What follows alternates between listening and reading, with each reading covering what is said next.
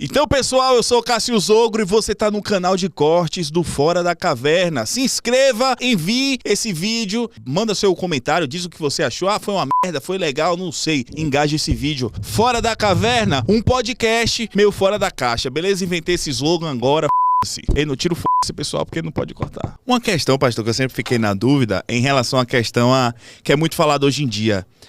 Por exemplo, homossexuais ou pessoas assim... transgêneros. Eu sempre fiquei imaginando, pô, essas pessoas têm que estar na igreja, cara.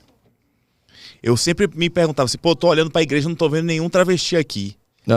Mas, ao mesmo tempo, a igreja, eu acho, nesse sentido, a igreja, o cristianismo parecido até com o rock e com a comédia. Meu irmão, a igreja vai desagradar em algum momento, tá? O evangelho vai desagradar. Não sei se você compartilha dessa visão, mas, pô, é contrário pro mundo, mas a igreja vai dizer que existe homem e mulher. Sim. E que o caminho natural de Deus é o homem se unir à mulher. Sim. Como fazer? Qual a sua visão para que a igreja seja mais inclusiva, sem se afastar do evangelho? Porque eu imagino que a igreja de Cristo ela vai ter alguém lá, sei lá, a gente tem que talvez se aproximar dessa comunidade, mas tem que falar o que a Bíblia diz, né? Com certeza, você tem que acolher todos, amar todos, sem deixar de pregar a verdade. E é um paradoxo, né, em alguns momentos, porque às vezes você pregar a verdade para alguém e aquilo confronta algo que para aquela pessoa ela é bom, ela gosta, ou faz parte dela, aquela pessoa pode rejeitar a verdade, ou pode até dizer que aquilo que você está fazendo com amor, que é a pregação da verdade, é uma ofensa para ela. Sim. E não tem como você acreditar na verdade sem ofender. Até aqueles que acreditam que aquilo que nós acreditamos não é a verdade, eles não se furtam de ofender quando a verdade deles, que eles acreditam ser a verdade, nos confrontam. Essa frase é boa, a verdade ela ofende. A verdade ela ofende. Então, agora, o que acontece é que existem muitas coisas da sociedade que elas acabam influenciando o nosso comportamento na igreja. Então, assim, há preconceitos, há barreiras, há uma série de coisas que vão influenciar na igreja, e aí precisa ter muita graça, muita sabedoria para saber lidar. O caminho de Jesus Cristo é o caminho do amor, mas é o amor que apresenta a verdade, né? Sim. Assim, Deus é amor, mas o amor não é Deus. Então Deus é um absoluto e Deus define o que é amor. O problema é que a nossa sociedade está dizendo, não, se Deus é amor, então vamos deixar o amor definir o que é Deus. Sim. E aí você vai ignorar o fato de que existe, para nós que somos cristãos, uma revelação.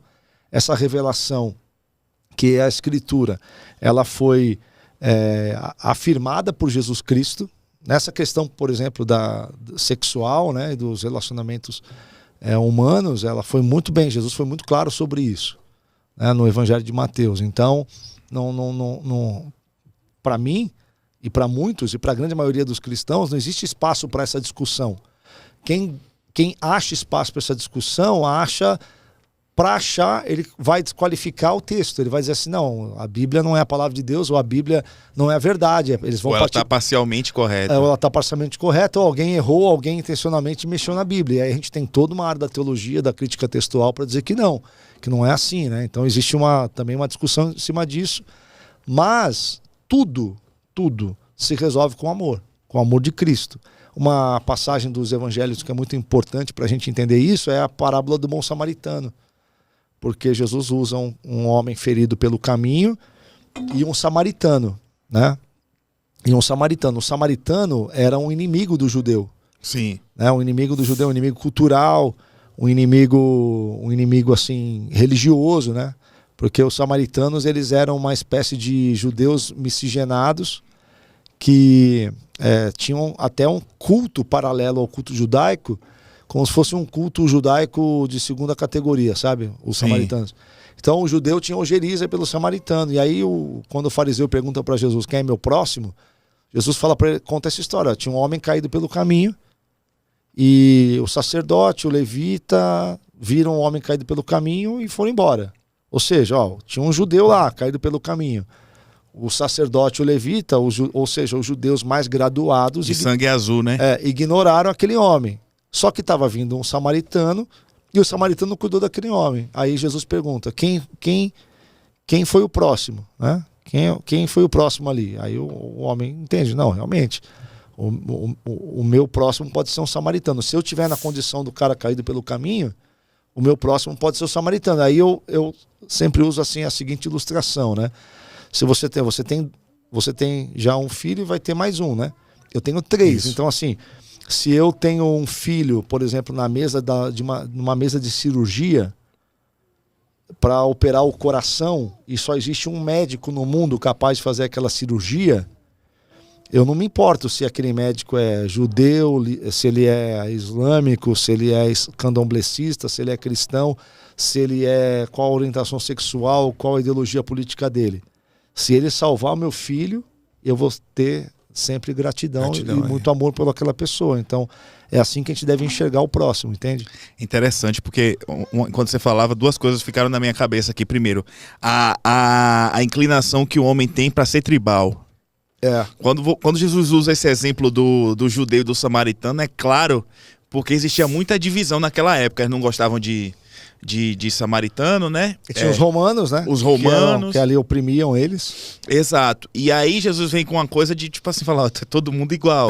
Na própria Bíblia fala, equipara quando diz que Deus não faz acepção de pessoas. Isso aí já é após a ressurreição de Cristo, né? Já é doutrina paulina. Já é doutrina paulina. Então, tipo assim, o homem tem essa inclinação natural, e a gente vê isso na sociedade, seja isso pro lado político, seja pro lado religioso. Algumas pessoas, sem querer, algumas sem querer, outra de forma canalha, faz questão de parecer que é o cristianismo só que divide a sociedade, quando o ser humano tem essa inclinação natural. A gente tende a não gostar do estrangeiro, a gente tende a não gostar do cara que torce pro outro time, a gente tende a não gostar do cara que vota diferente. E o que o cristianismo traz é justamente o seguinte: naquela sociedade, transformar em algo, vocês são todos... Exatamente. Todos, e vocês podem até se tornar filhos de Deus, todos independente de quem você é. Você vê que Jesus, de jeito nenhum, ele afirmou que o culto samaritano era ok. Ele nunca falou assim, não, aquele culto que os samaritanos fazem lá, tá ok. Quando a mulher samaritana fala com ele lá em João 4, ela pergunta, qual o monte que eu devo adorar? O monte dos samaritanos ou o monte dos judeus? Em nenhum momento Jesus fala assim, qualquer monte. O do judeu tá certo e o do samaritano também, não é essa a mensagem de Jesus. Ele fala assim, não, agora, nesse momento, vem a hora, já chegou, que o adorador não adora mais Deus nos montes. Sim. Entende? Ele adora em espírito e em verdade. Então, essa é a mensagem do Evangelho. A adoração a Deus agora é uma adoração que tem que ser verdadeira. Ela tem que partir do teu interior, né? Em espírito, mas ela tem que corresponder também a toda a verdade do teu ser. Senão, ela não importa o monte que você está adorando, se ela não for assim, ela não serve. Então, Jesus coloca ainda uma coisa num nível muito mais elevado. Sim.